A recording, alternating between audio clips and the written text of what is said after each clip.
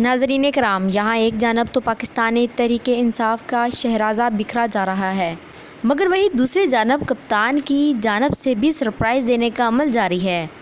इब्तिदा के 4 या 5 जो इस पॉलिटिकल ड्रामे के दिन थे, उसमें ज़ाहिर सी बात है खान साहब को कुछ धचके पहुँचे, लेकिन अब जो पीछे रह गए हैं ये वो लोग हैं जो फ़िल्टर हो चुके हैं। ये डटे हुए लोग हैं। किसी ने क्या खूब कहा है, दुनिया विच चंगे लोग भी होंदे न, दुनिया विच चंगे लोग भी होंदे न, कोई मुनाफिक लोग भी होंदे न, पर खान साहब मुश्किल विच ओही नाल होंदे न जेरे नस्ली लोग होंदे न। और अब जो खान साहब के साथ हैं वो खान साहब के नस्ली यार हैं। और इस वक्त दूसरी बड़ी ताकत भी पीटीआई में शामिल हो चुकी है और खान की हम आवाज़ बन चुकी है। जहां आज की न्यूज़ में कुछ अच्छी खबरें हैं, साथ ही साथ कुछ बुरी खबरें भी हैं। जेल में जो पाकिस्तानी तहरीक इंसाफ की जो ख़वातीन हैं उनके साथ जो ज़्यादती का मामला है वो और भी पेचीदा होता जा रहा है और मुख्तलिफ़ सियासतदानों की ये फेंकी हुई पतंग की डोल अब सुलझने के बजाय और भी उलझती चली जा रही है। इसके अलावा खतीजा शाह साहिबा के बारे में भी एक अपडेट है और इन सब के अंदर और भी बहुत सी डेवलपमेंट्स की जाएंगी। नाजरीन, मैं आपको सबसे पहले बताते चलूँ कि लाहौर में सीनियर सियासतदान जहांगीर तरीन और अलीम खान की मुलाकात हो गई है। लाहौर में जहांगीर तरीन से डॉक्टर अमजद की मुलाकात में डॉक्टर अमजद के साहबजादे भी मौजूद।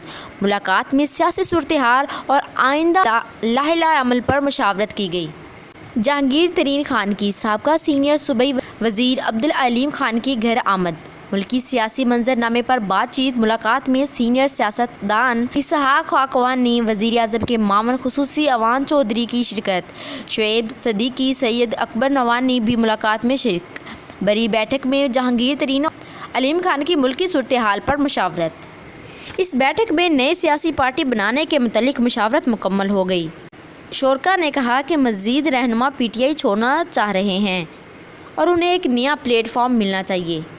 ज़राए के मुताबिक आइंदा के 2 या 3 रोज़ यानी 48 से 72 घंटों के अंदर अंदर नई सियासी जमात का ऐलान भी किया जाएगा।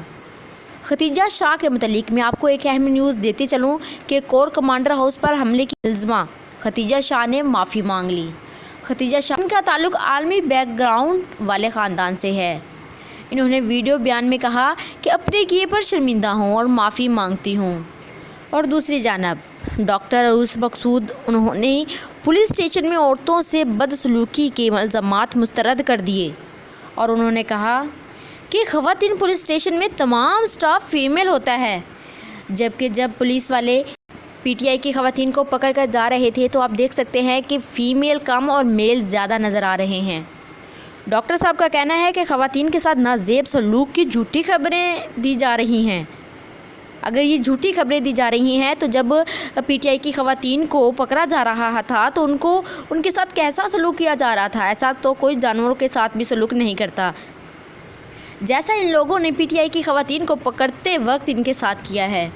यूँ तो इन्होंने बहुत से दावे किए। इन्होंने तो यहाँ तक कह दिया है कि जिस जेल में ख़वातीन को रखते हैं वहाँ पर मर्द हजरात को जाने की इजाज़त नहीं होती, और भी बहुत कुछ कहा इन्होंने, लेकिन छुपे हुए या ढके हुए अल्फाज में ये साबित करना चाहते हैं कि पीटीआई की ख़वातीन पर जो इल्ज़ामात लग रहे हैं वो सारे झूठे हैं और इन्होंने सारे इल्ज़ामात को मुस्तरद कर दिया।